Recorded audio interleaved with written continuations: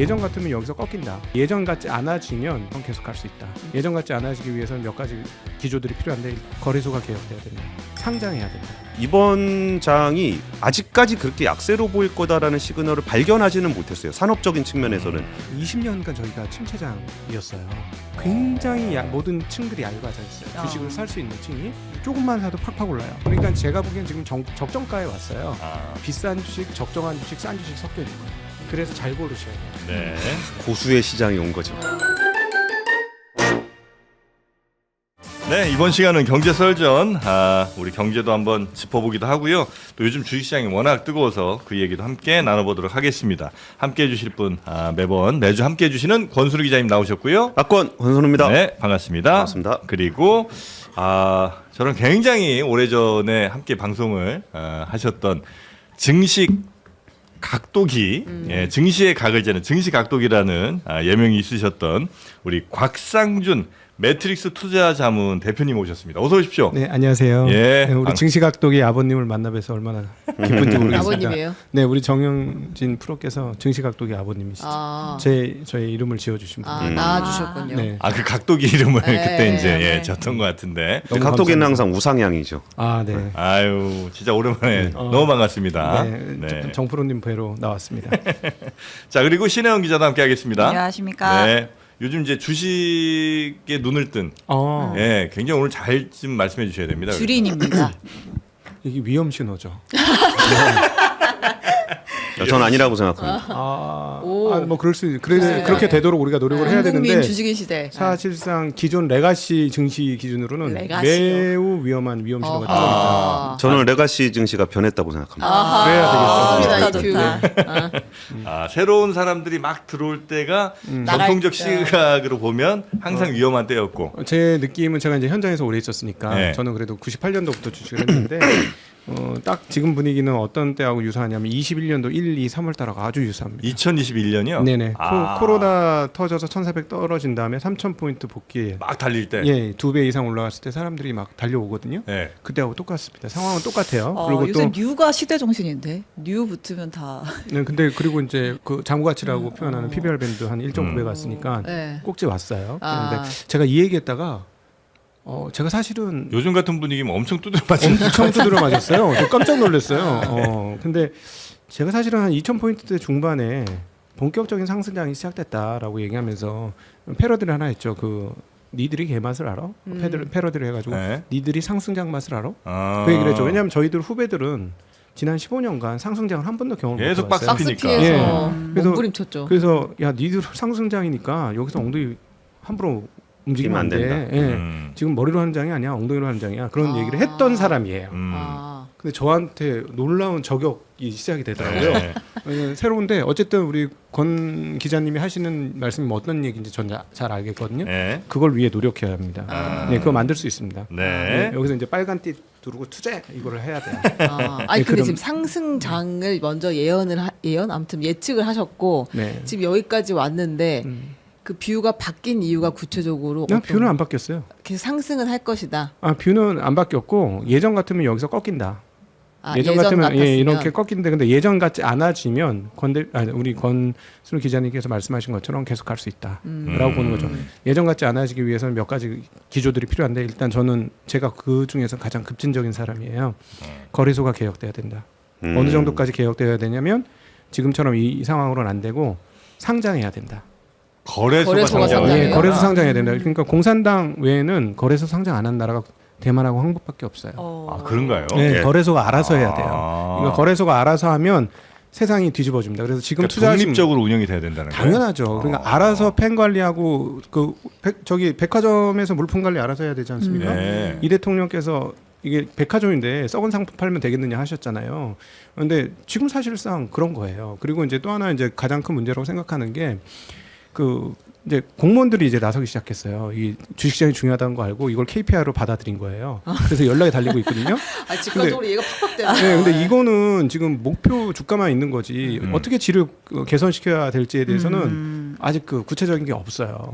예를 들어 코스닥 시장 같은 경우도 코스피 3천 너무 위험한 얘기거든. 다 죽자는 얘기예요. 제가 코스닥 3천. 코스닥 3천. 네. 코스닥 3천은 진짜 위험한 얘기입니다. 왜냐하면 닷컴 버블 때 다 죽었거든요. 한 80% 빠졌어요. 또 그 일 또 반복되게 될 수 있어요. 그럼 어떻게 해야 되냐면 간단하죠. 1부 리그, 2부 리그, 3부 리그, 4부 리그 나누는 거예요. 코스닥 코스닥을- 내에서 예. 그래서 1부 리그는 어떻게 만들어야 되냐? 매년 미국처럼 5에서 10% 꾸준히 올라갈 주식들만 딱 담아 놓는 거예요. 예. 그리고 거래소도 마찬가지로 매년 5에서 10% 꾸준히 그러니까 아무것도 모르는 사람이 인덱스만 투자해도 5에서 10%는 먹게 이렇게 만들어줘야지 한국 자본시장이 아주 발전을 하는 거고요.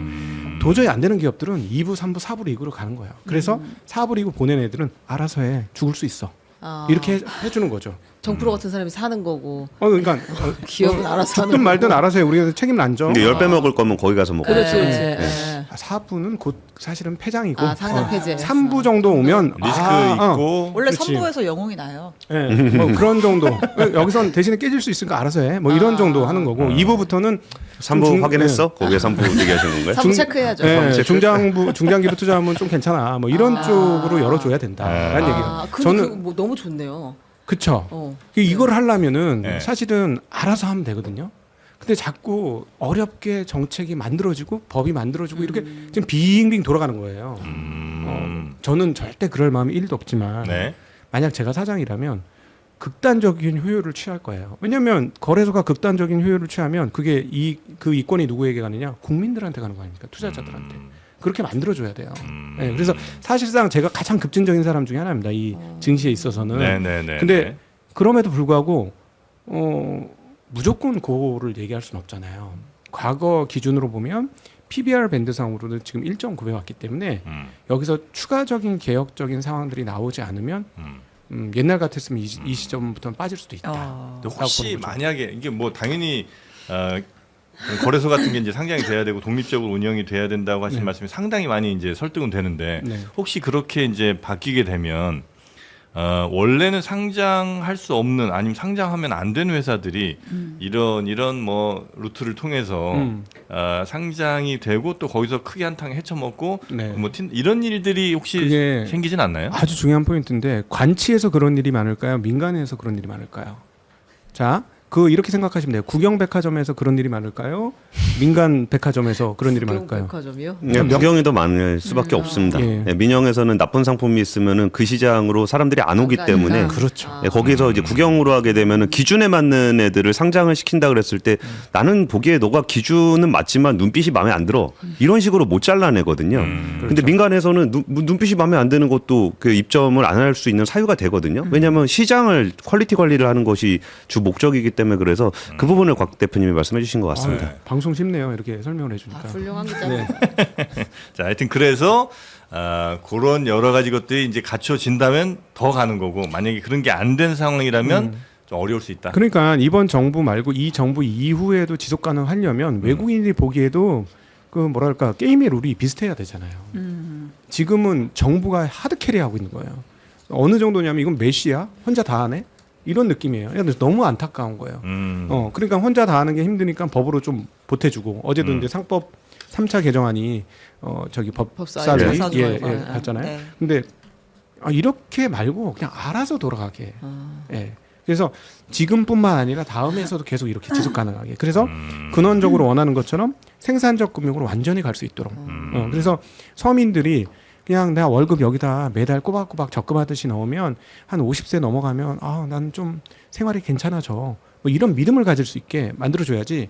지금 확 땡기고 시간이 지나서 또 휘청거리고 이러면 안 된다. 정부 바뀐다고 이게 막 왔다 갔다 하면 안 된다. 그걸 바라는 거죠. 네. 근데 지금 곽 대표님 되게 중요한 말씀 해주셨는데요. 이게 자금이라는 게 우리가 이제 부동산 시장에 진입을 할 때는 자기의 전 재산을 투자를 하고 거기에 전 재산에 버금가는 대출을 받아서 그렇죠. 풀로 받아서 부동산에 들어간다라는 거는 그 부동산 가격이 폭락하지 않을 거다라는 일종의 신뢰가 있기 때문에 그런 거예요. 그러니까 자기가 뭐 아니야 내가 살 집이니까 그래라고 한다면은 월세로 살겠죠. 부동산 가격이 워낙 출렁인다고 하면은. 근데 우리나라 경제가 GDP 성장률이 마이너스를 겪었을 때는 위기 때밖에 없었잖아요. 그러면은 GDP가 꾸준하게 성장을 했다 그러면은 그 GDP 구성의 제일 중요한 품목, 그러니까 중요한 항목이 되는 기업들의 성장도 똑같이 갔었어야 되거든요. 근데 우리나라 증시는 올라갔다 내려갔다 올라갔다 내려갔다 한다는 거는 그 성장한 만큼의 부가 다른 곳으로 이전이 됐다라는 거예요. 그게 결국은 대주주가 전문 용어로 슈킹을 한 건데 그 슈킹하는 것을 막는다는 게 지금 상법 개정의 어떤 취지가 되는 거고 그런 것들만 보탬이 되더라도 그냥 나라 성장한 것만큼만 성장을 했어도 우리가 그냥 뭐 50년 열심히 주식 샀다. 그러면 노후 자금 다 할 수 있을 정도는 원래 되는 게 맞거든요. 그래서 박 대표님 말씀대로 그 부분이 이제 그 증시에 대한 신뢰를 주게 되면은 네. 그런 분들은 사실 주식이 오른다고 사고 내린다고 팔고를 안 합니다. 그분들은 그냥 사요. 그러니까 예금할 때 뭐 예금 금리 안 준다고 빼고 뭐 이런 거 잘 안 하잖아요. 그런 것처럼 따박따박 모을 수 있는 그런 자금이 형성이 되면은 네. 증시의 그 바탕이 되거든요. 그러니까 밑으로 내려갔을 때 하방을 막아주는 효과가 있어요. 그러면 그게 밑으로 더 내려가잖아요. 그러면은 땡큐. 나 배당 수익률 올라갔어. 더 싸게 살 수 있을 것 같아. 그러면서 배당 수익률 측면에서 진입되는 자금들이 좀 있습니다. 근데 그게 이제 증시의 질이 개선되는 측면인 건데 네. 저는 더 갈 수 있을 거다라고 좀 말씀을 드렸던 거는 단기 시장에 대한 얘기는 좀 아니었고요. 요즘에 좀 보이고 있는 특성 중에 하나가 ETF 자금이 되게 많이 들어오고 있어요. 이게 이제 기관 투자자로 잡히긴 하지만 사실상은 개인 투자자거든요. 네. 근데 원래 그 주식을 하던 알주식 하던 그 용의 심장들은 심심해서 ETF 안 합니다. 하죠. 먹을 거면 먹는 거고 잃을 거면 잃는 거지 뭐하러 네. 그래. 근데 이게 처음 주식시장 진입하는 분들은 알주식 하려고 그러면 좀 겁난단 말이에요. 그래가지고 사실은 알주식인데 조금 더 안정적이라는 마인드로 ETF로 이렇게 들어오게 되거든요. 근데 그 자금은 원래 증시에 들어오지 않던 자금들이 들어오는 성격이 좀 있어요. 그러다 보니까 이런 자금들은 이렇게 올라가면 들어왔다 내려왔던 빠졌다 이렇게 안 하고 처음에 이제 간을 보게 되는 거고 그리고 이제 증시에 대한 신뢰가 어느 정도 생기게 되면 좀 레벨업이 되는 측면이 분명히 있습니다. 계속 들어올 수 있겠군요. 근데 여기에 아까 말씀 주셨던 그 자사주 매입 관련한 3차 상법 개정안과 저는 또 눈여겨봤던 것 중에 하나가 퇴직연금에 대한 기금화에 대한 것을 어제 그 당정 논의를 했었거든요.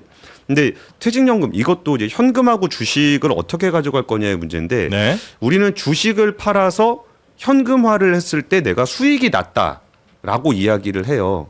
근데 자본시장에서는 주식이 있고 현금이 있으면 현금도 상품입니다. 현금이 수익률이 좋을지 주식이 수익률을 좋을지를 바꾸는 거거든요. 그러면은 퇴직연금을 현금에다 그냥 묶어놓는다라는 거는 내가 더 좋은 자산에다 투자하지 않는 기회 손실이 계속적으로 발생하고 있는 거예요. 네. 그런데 개인이 그거를 인지하기는 좀 어렵잖아요. 지금 말하는 것도 좀 어렵잖아요. 그러니까 개인들은 그런 거에 대해서 좀 어렵고 그러니까 현금으로 그냥 두거든요. 근데 이거를 기금화를 해서 전문가들한테 맡겨놓으면은 전문가들은 아무것도 하지 말라 그래도 채권, 주식, 현금을 비중을 맞춰 놓습니다. 그럼 기본적으로 주식의 일부가 들어가요. 그럼 퇴직연금에 들어가 있는 돈이 한 400조가 넘거든요. 근데 그 중에 일부만 주식시장에 유입이 된다 그래도 수십조의 돈이 장시에 들어가게 돼요. 근데 네네네. 이게 국민들의 노후 자금인데 증시에다 돈 넣어놨다 그거 대주주들이 다 빼먹으면 안 되잖아요. 그러니까 나라의 성장, 기업의 성장을 국민들이 다 활용할 수 있게끔 시장을 깨끗하게 만들어 놓고 이 깨끗한 시장을 지탱해 줄 수 있는 자금들을 많이 유입을 시키게 되면은 네. 우리가 이전에 생각했던 그냥 뭐 천수잡장세라고 보통 얘기하잖아요. 비 오면은 뭐 물 들어왔다가 뭐 비 안 오면은 돈바다 말랐다가 이런 장세가 아니라 최소한 나라 성장 이상은 먹을 수 있게끔 만들어 주는 거. 그리고 나라 성장이라는 건 평균이잖아요. 네. 그럼 나라에서도 잘 되는 데가 있고 안 되는 데가 있단 말이에요. 이걸 평균한 게 GDP거든요. 근데 기업 상장 기업이라는 거는 그 중에서도 잘 되는 애들만 모아놓은 데예요. 네. 그러니까 그거 나라의 성장에 비해서는 기업의 성장을 비롯한 지수가 더 높게 갈 수밖에 없는 거고 그리고 여기에 말썽쟁이들이 있다. 여기서 좀 떨어지고 실력 없는 애들이 있다 그러면은 아까 곽 대표님 말씀대로 걔는 걸러낼 거기 때문에 네. 증시에 살아남은 사람들끼리의 어떤 지수를 평가하게 되면은 이전의 천수닥과는 좀 다른 장세가 되지 않겠냐라는 게 아까 제가 말씀드렸던 더 갈 수 있을 것 같다라는 얘기입니다. 그럼 네. 그러니까 거래소가 그 일종의 문지기예요, 문지기. 딱 들어오는 애들 보고 딱 보니까 물이 안 좋네. 너는 안 되겠네. 이러면 되는 거예요. 그러면 상장 못 하는 거지. 일단 그런 것만 해도 그럼요. 괜찮다. 근데 그런 거 안 했잖아. 여지껏. 네.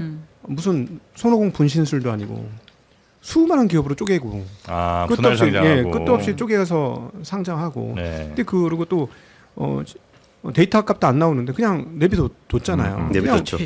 그냥 거래소 이거 안 되겠네요. 이제 곧 이런 식으로 하시면 곧 저희 좀 나가셔야 되겠어요. 저희는 이런 분들 안 모셔요. 저희 스테이지에 안 맞아요. 이렇게 하면 되는 거 아니에요? 거래소에서 하면 돼요. 네네네. 안 했을 뿐입니다. 이제 앞으로 그런 것이 근데 되면 그게 그동안의 관치잖아요. 네. 지금 8명인가 7명인가 이사장 중에서 증권회사 출신 단 한 명밖에 없어요. 김봉수 예, 이사장님이셨죠. 예. 예. 금융권 인사가 한 명도 없었어요. 다 거래소에 모르셨어요? 뭐 최경수 사장님도 뭐 굳이 민간 출신이라 그러면 누가 지금 일하고 공무원 분들이죠. 아. 어디 그래서- 뭐 기재부 같은 데 있던 사람들. 뭐 더 이상 자세히 얘기하면 제가 이제 곤란해지니까. 근데 뭐 정은보 이사장님은 금융위원회 출신이고요. 그다음에 정재원 이사장님도 금융위원회 출신이고 손병도 이사장님도 금융위원회 금융위 출신. 출신이 예. 많군요. 네. 그러니까 사실은 거기서 이제 문제가 뭐냐면 이분들이 공무원이라고 안 되는 건 아니에요. 저는 이분들이 주식 좀 하다 깡통 차보신 분이면 괜찮다고 생각해요.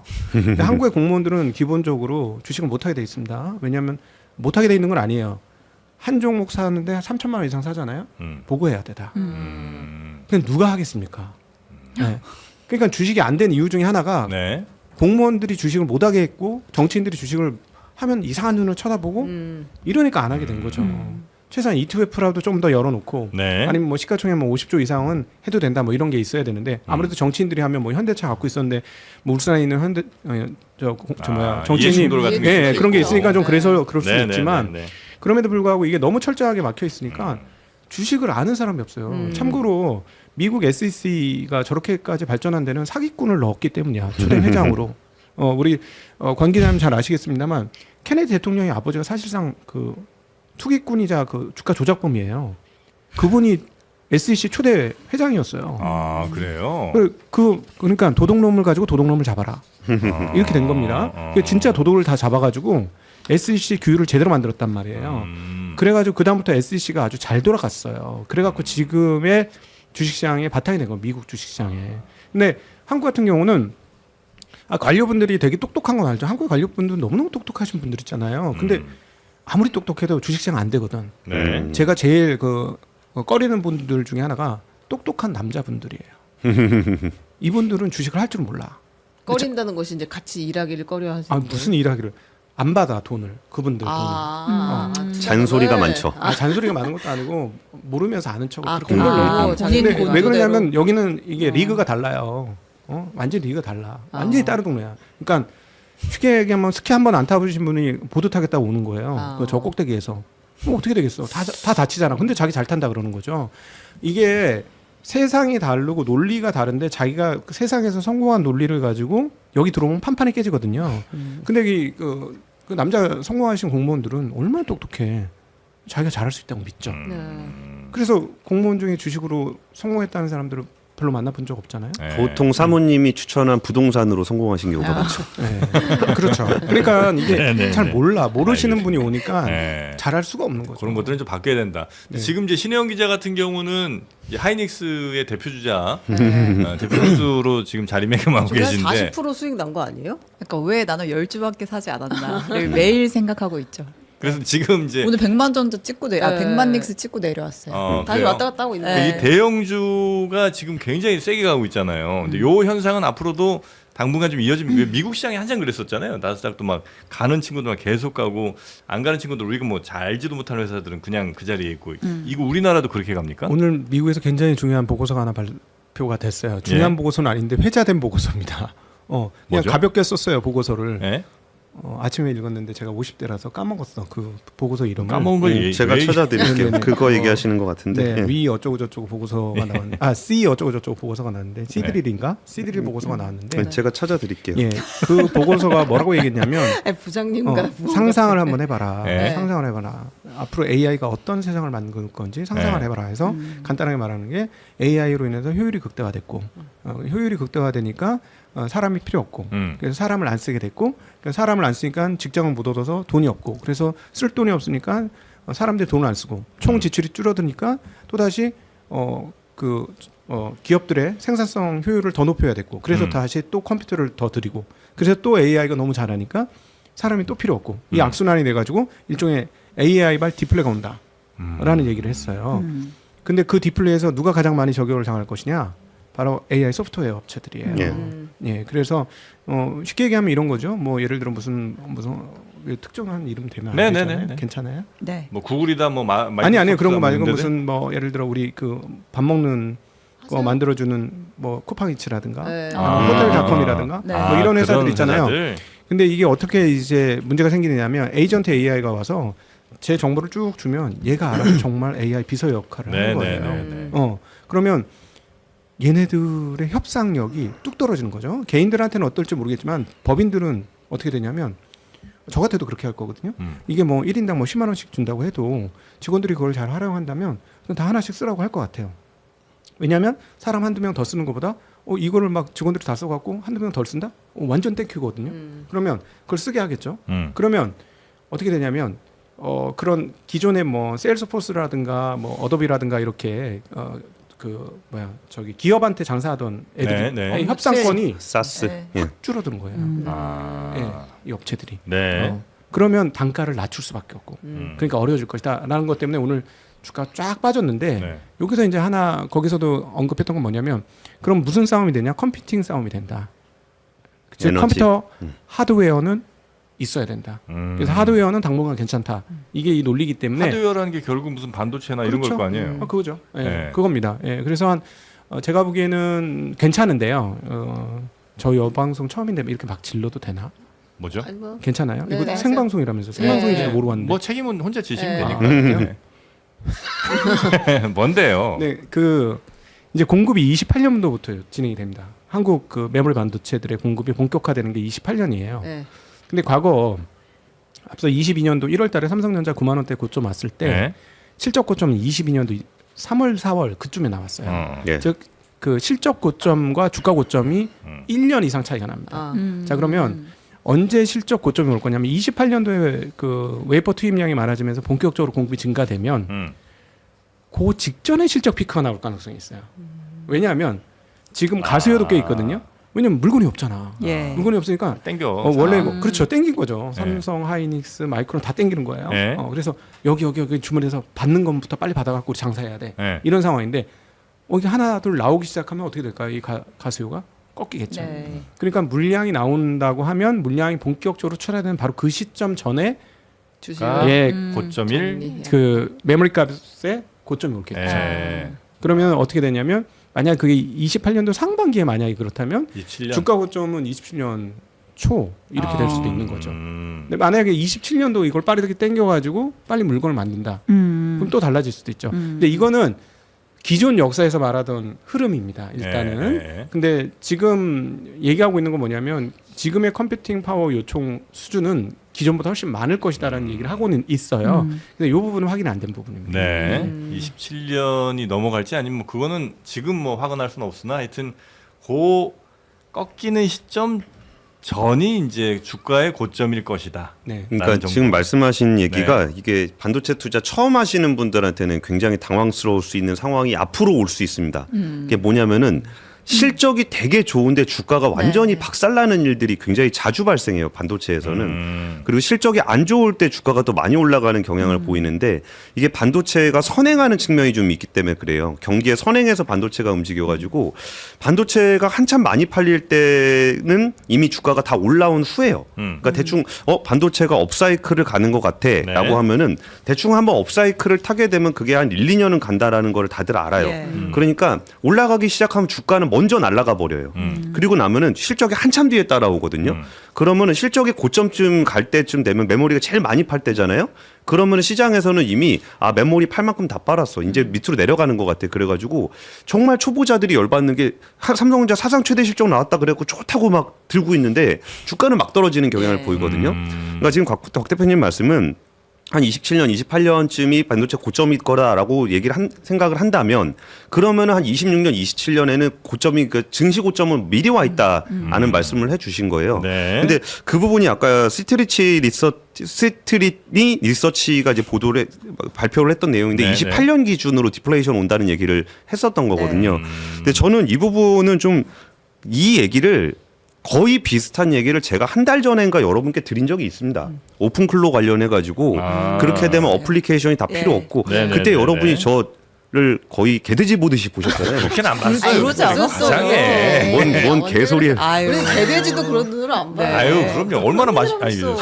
사랑스러운데. 그러니까 그 방송이 많이 거치네요. 그러니까 그게 워낙 극단적인 시나리오다 보니까 네. 그게 진짜 우리가 쓰고 있는 소프트웨어가 다 없어진다고 우리를 중개해주던 플랫폼들이 다 없어진다고 라는 부분들에 대한 얘기를 스트리닝 리서치는 조금 더 극단적으로 표현한 측면이 좀 있어요. 근데 저는 뭐 이 부분들을 떠나서 이게 우리나라 시장이 생각보다 굉장히 강하다라고 느꼈던 거는 이 AI 관련한 부분들과 관세의 영향을 받아가지고 지난 밤이죠. 지난 밤에 미국 증시가 1% 중반대 네. 이상으로 많이 빠졌어요.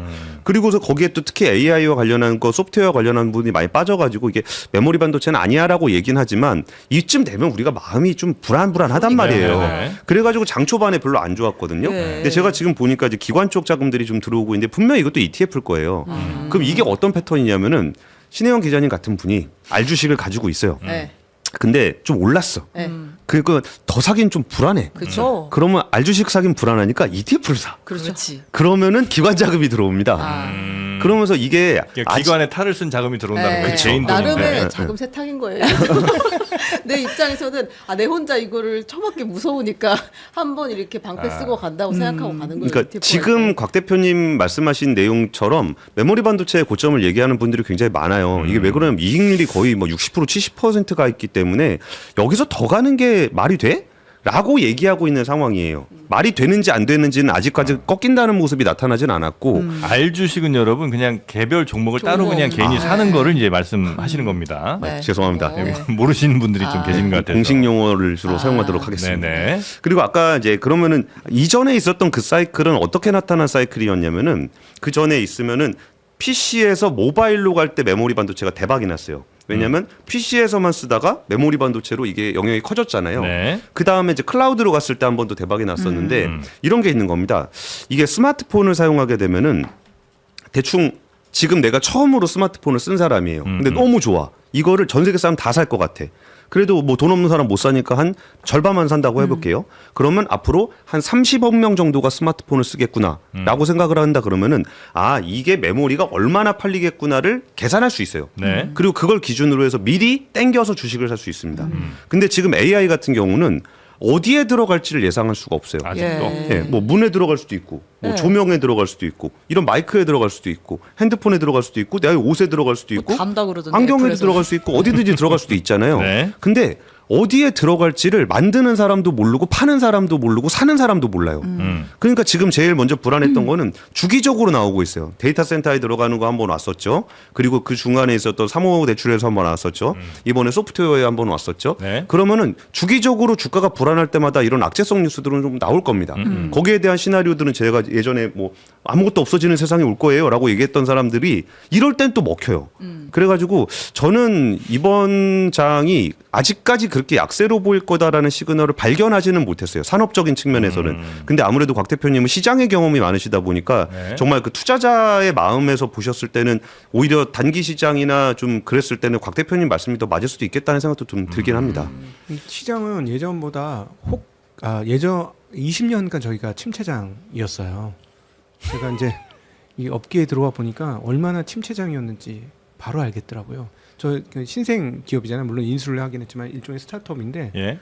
여기 들어보니까 금방 중견 이상 되겠더라고요. 아, 그러니까 굉장히 모든 층들이 얇아져 있어요. 주식을 살 수 있는 층이. 이거를 시장으로 환원시켜서 얘기를 해보면 무슨 말이냐면 한국 부동산 호가제도하고 비슷합니다. 무슨 말이냐면 조금만 사도 팍팍 올라요. 매수매도 체력이 아주 얇아요. 근데 이제 갑자기 매수가 들어온 거예요. 물량은 자금들이 많은데 그 지금. 중에 매수 매도가 적은 숫자인데도 불구하고 요거 가격만 좀 움직이면 출렁출렁 한다는 거예요? 근데 네. 미국 시장처럼 시장 사이즈가 크면 네. 이 정도 오르면 매도 물량도 충분히 나와야 되는데 예. 나올 게 없어.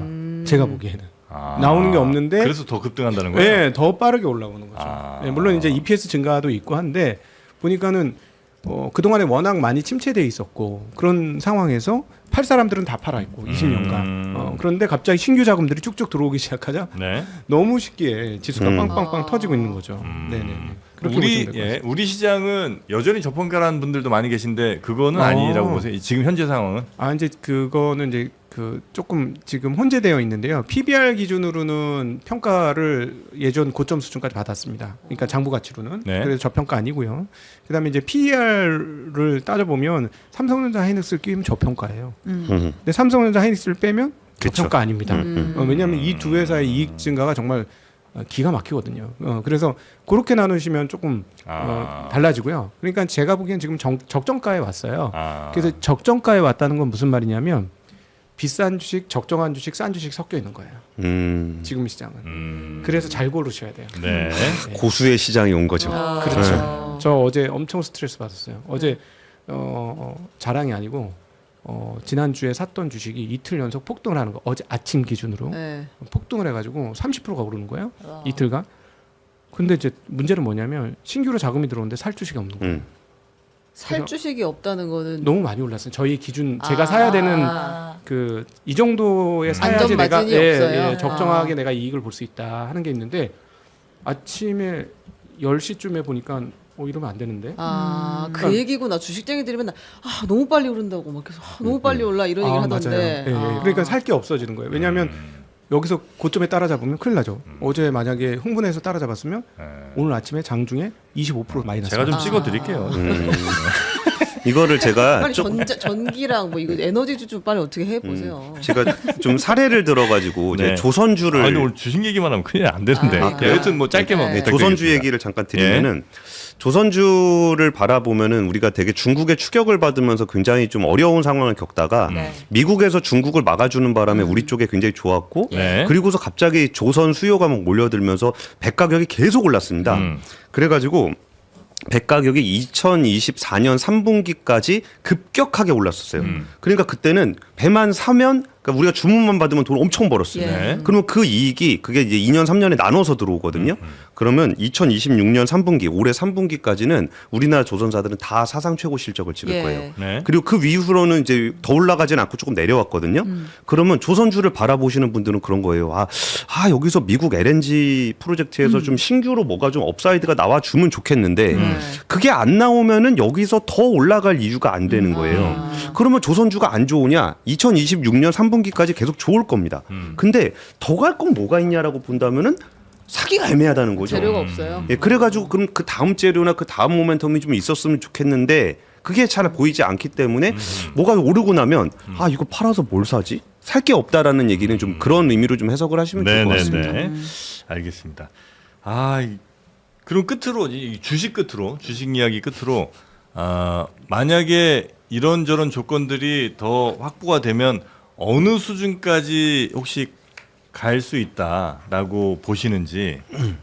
저는 지수를 예측할 능력도 없지만 예측할 필요도 없다고 생각해서 네. 뇌는 나한테 좀 편한 걸 알려줘 이렇게 되겠지만 실제로는 그거를 하는 거는 아무 의미가 없고요. 이렇게 보셔야 되겠습니다. 정책적인 지지가 언제까지 이루어질 것이냐 네. 이게 굉장히 중요합니다. 일단 지금 정책 지지가 굉장히 강한 상황이니까 만약에 2, 3년만 정책 지지가 이루어지면 한국의 미국장 같은 완전한 선순환이 구조적으로 자리 잡힐 수 있다. 왜냐하면 과거에 비해서 자본의 힘이 엄청나게 세지고 있어요. 자, 대체적으로 자본의 힘이 세진 걸 구체적으로 말씀을 드려보면 법인세보다 소득세가 더 많습니다. 그렇죠. 예, 개인들의 자금 파워가 세졌다는 얘기예요. 네. 그리고 그래서 이 지금의 상법 개정이나 이것도 힘을 받을 수 있는 거는 과거보다 개인들의 자금의 힘이 세졌기 때문입니다. 기업들의 힘도 세지만 개인들의 힘도 센 거예요. 네. 그래서 2, 3년 더 진행하게 되면 자금의 힘이 더 세질 겁니다. 그럼 이 자금의 힘이 무서워서 함부로 역진할 수 없어요. 되돌릴 수 없는 상황이 올 겁니다. 그러면 우리나라 자본시장도 미국 비슷하게 점차 이제 선진국형으로 갈 수 있을 것이다. 물론 그러기 위해서는 상장을 하는 게 더 맞다. 예, 거래소가. 자꾸 관해서 관치로 하려고 하지 말고. 오늘 제목 거래소 상장으로 갈까요? 감사합니다. 네. 알겠습니다. 자, 하여튼 우리 주식 이야기 워낙 요즘 이제 뜨거운 뭐 사람들 만나면 다 주식 얘기를 많이 맞아요. 하셔갖고 한번 깊이 있게 좀 근데 살펴봤고요. 여기서 대형주 네. 쏠림 현상이라는 게 메모리 반도체를 기준으로 하시는 거라 그러면 네. 네. 메모리 반도체가 많이 올라서 그런 거지 나머지가 안 오른 게 아니에요. 뭐 조선, 방산, 예. 원자력, 전력기기, 네네네. 화장품이 조금 들어오른 거 빼고는 네. 오른 주식들이 굉장히 많아요. 화장품 왜 지금 안 들어가도 올라, 돼요? 진짜. 그러니까 회장품은 이거는 제 추정인데 네.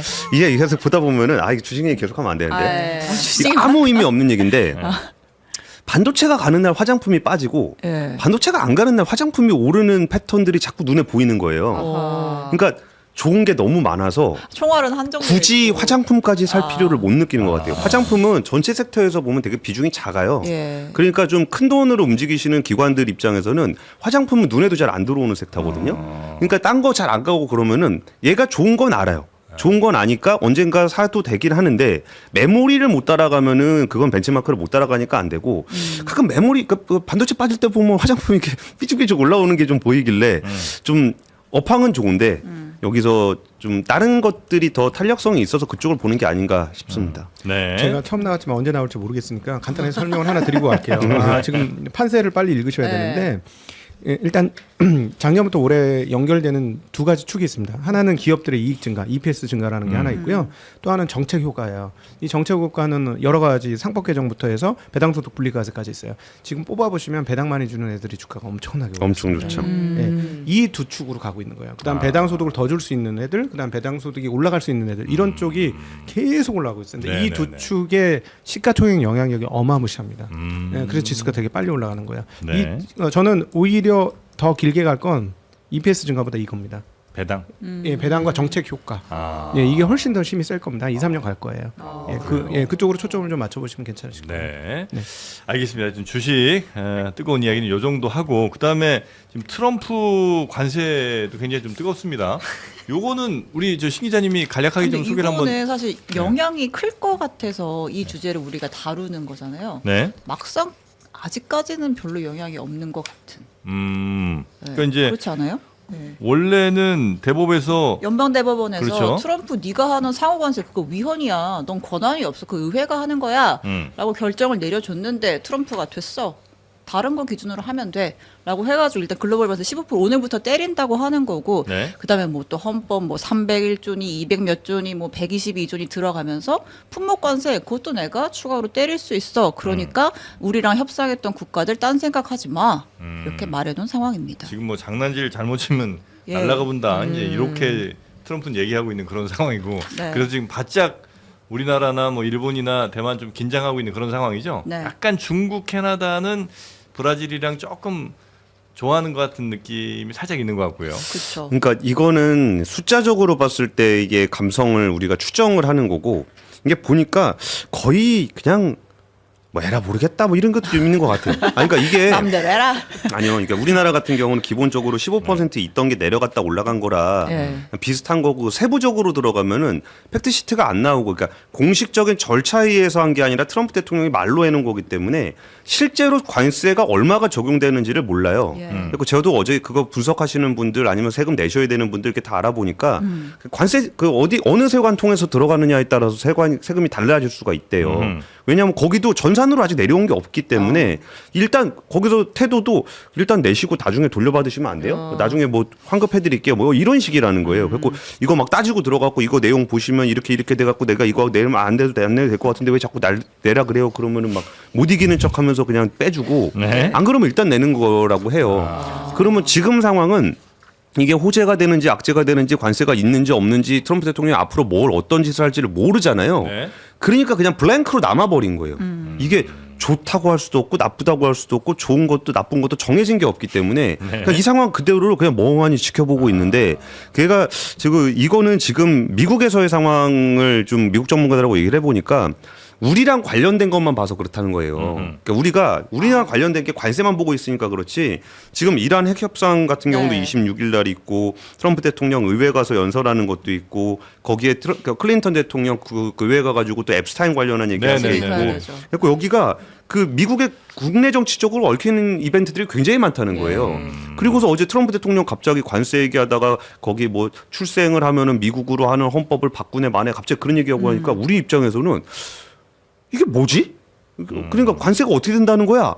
근데 미국에서는 수많은 정치적 이벤트들이 있기 때문에 관세가 원탑 이슈가 아니고. 예, 예. 아 그래요. 예. 그래가지고 이제 관세는 그 많은 것 중에 하나고 아, 정리가 미국에서 잘 안 됐구나 그러면. 그러니까 관세에서 세게 얘기를 해야 되는 중요한 이유 중에 하나가 대법원의 그 아까 출생 네네네네. 관련한 헌법 올라가 있는 것도 그러니까 둘째 날 트럼프 대통령이 얘기했던 거는 야 니네 뭐 관세 가지고 뭐 하면 가만 안 둬 막 이런 얘기하다가 야 너네 대법원 그러다가 중국인들 뭐 다 미국 사람 만들어주는 그런 법 통과시키겠다 막 이런 얘기를 하고 막 그러니까 그럼 이게 만약 트럼프 대통령이 관세에 집중해서 뭔가 계속 이슈를 끌고 갔다 그러면은 거기에 대해서 우리가 또 딸려갔을 거예요. 근데 트럼프 대통령의 관심은 지금 당장 최소한 이번 주는 관세는 아닌 것 같아요. 하긴 또 워낙 큰 그렇죠. 이란 핵협상도 있는 거고 하니까 혹시 요 관세 이슈가 요 정도인 상황에서 우리 증시에 뭐 큰 영향은 없다고 봐도 돼요?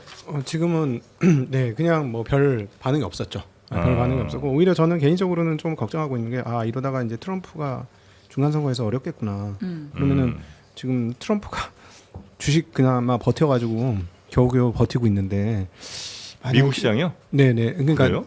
아니 저희 법무장관 이런 얘기하잖아요. 그 청문회 나와갖고 앱스타인 관련된 얘기하다 갑자기 그런 걸 왜 보고 있냐고 우리 다우존스 지수 5만 포인트를 찍었다고 이 얘기를 하고 있어요. 그래서 굉장히 황당한데 오히려 역설적으로 보면 얘네가 주식시장 버틴 거 외에는 별로 내놓을 게 없구나. 근데 여기서 만약에 트럼프가 휘청거리면 주식시장은 또 어떻게 될까? 그건 고민 좀 있습니다. 그래서 아니, 반대로 어떻게든 주식시장은 이게 잡아놓으려고 트럼프가 엄청 노력을 할 수도 있겠군요. 그것마저 무너지면 진짜 끝나니까. 지금 그걸 걱정하고 있는 거예요. 얘네가 이제 어떤 식으로든 주식시장을 잡아놓고 있으려고 노력을 하는데 네. 중간 선거에서 잘못되면 그것까지 힘 끈이 끊어지는 거 아니냐. 예.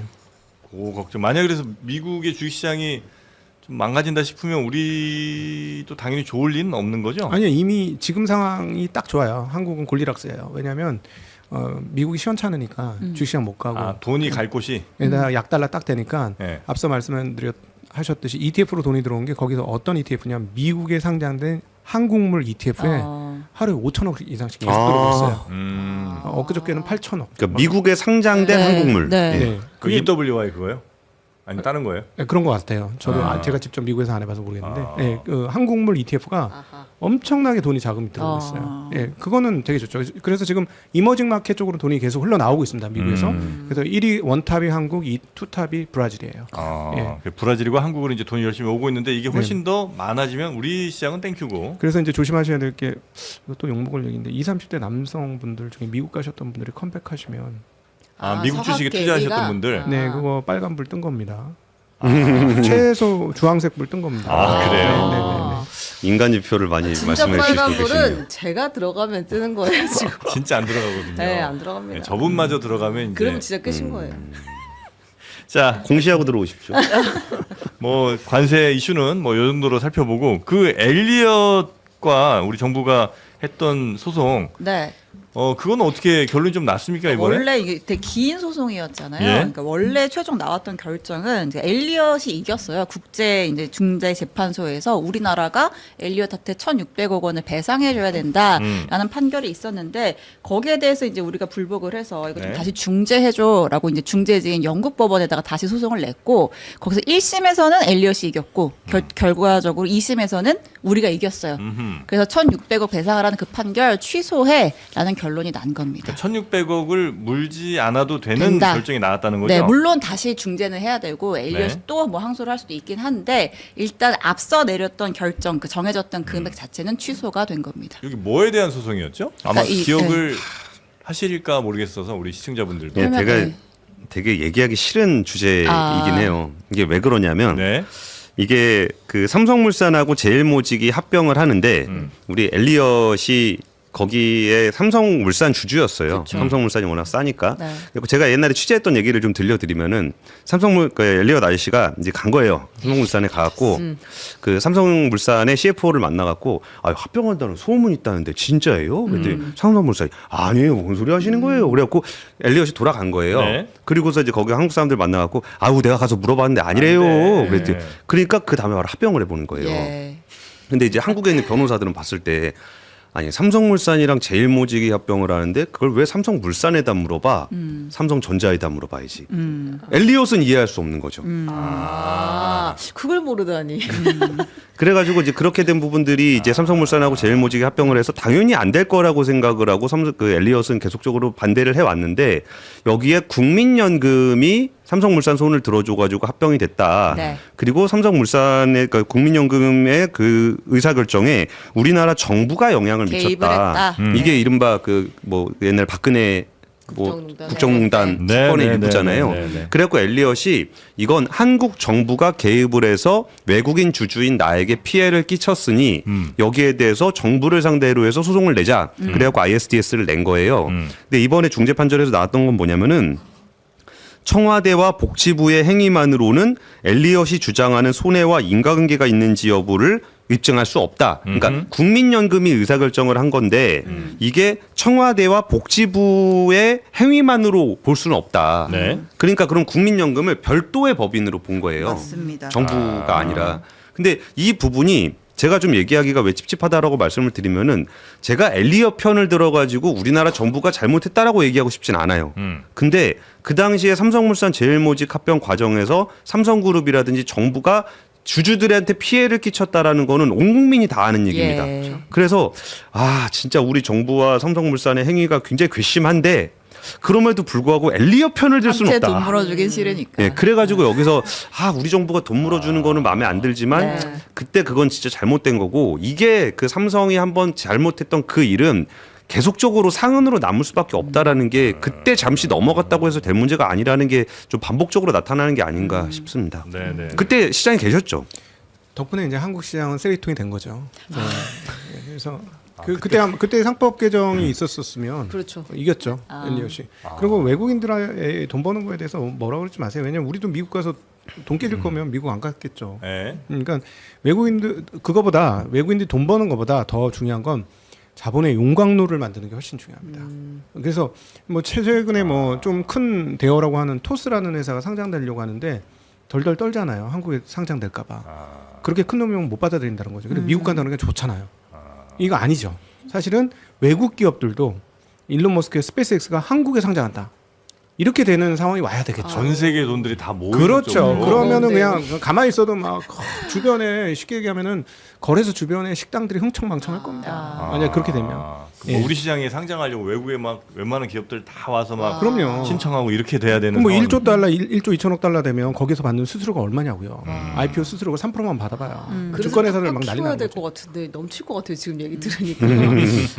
그러려면 이제 최윤경 기자도 주식시장 들어와야죠. 들어가야죠. 예. 그러면 이제 또 이게 참 이게 어렵습니다. 들어오면 망하고 최윤경 정도까지 들어와야 이제 우리 시장은 용광로가 또 되고 하여튼 그런 자본 선진국이 좀 돼야 되지 않겠나. 그리고 거래소 주변에 뭐 소고기집도 난리 나겠지만 장어집도 난리 날 그렇습니다. 겁니다. 예, 장어가 또 보양 이쪽으로도 굉장히 인기가 많은 그런 식품 아니겠습니까? 그렇죠. 거래소 옆에서 제일 유명한 장어집은 풍천 민물장어집입니다. 아하. 장어는 장어는 또 아, 그래요? 인물 장어. 그러나 이제 온라인에서 제일 유명한 장어는 나주 2만 평의 양어장에서 직 공급하는 나주 장어. 요거 이제 자포니카 장어입니다. 풍천 민물장어. 예. 예, 이 장어가 이제 종류가 몇 개 있잖아요. 자포니카, 또 뭐 말모라타, 뭐 비콜라, 뭐 이렇게 있는 모양이에요. 보다에서 하셨어요? 맨날 장어의 종에 대해서 한 번씩 그래서 얘기하시더라고요. 예, 요 자포니카 중에 제일 이게 살이 많고 맛있습니다. 그래서 그걸로 맛있게 구운 요 장어 한번 맛 보시고 요게 저희가 약간 오버쿡을 했어요 집에서. 네, 그래서 에어프라이기로 초보를 한 다음에 이제 데워갖고 조금 원래 맛보다는 쫄깃할 수 있습니다. 맛이 어떠셨는지 우리 최은경 기자는 또 입맛이 굉장히 정확하죠. 아니, 말할 필요가 없어요. 진짜 맛있어요. 그래요? 그냥 사시면 돼요. 오늘 굉장히 귀찮으신 모양이에요. 아니 진짜 맛있습니다. 아 그래요? 담백하네. 저희가 아무것도 찍지 않았는데도 불구하고 바다 맛도 나고. 그리고 장어가 되게 비쌉니다. 이게 식당에서 민물장어 크게 하는 데가 별로 없어. 그런데 좀 두꺼운 거는 1인분에 한 6만 원씩 하거든요. 근데 이거는 37,000원에 한 마리에서 한 마리 반이라 그러면 정말 저렴한 거고요. 여기 손질 전에 한 1kg 정도 되고요. 손질 후가 한 600g 요 정도 되거든요. 자, 그래서 당일 작업한 신선한 장어를 보내드리는 요 풍천 민물장어.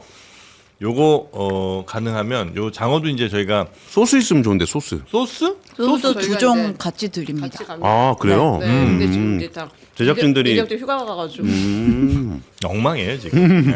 휴가를 너무 가가지고. 한 명이 지금 세 사람 역할을 하고 있습니다. 네, 그래서 막 여기서 장어 굽다가 또 막 커트 넘기고 뭐 이러고 있어요. 자, 여튼 고생한 우리 제작진들 고생 많습니다. 이 장어 당일 작업한 신선한 장어 보내드리는 거 요거 말씀드린 대로 37,000원에 한 마리에서 한 마리 반 정도가 갑니다.